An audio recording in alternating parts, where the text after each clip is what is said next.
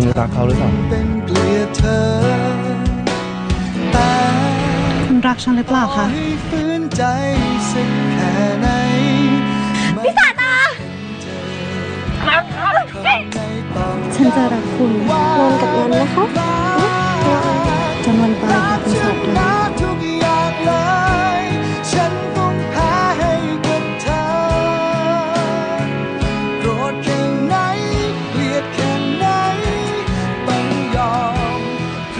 คนที่ฉันรักจะกลายเป็นคนชั่วไปอีกคน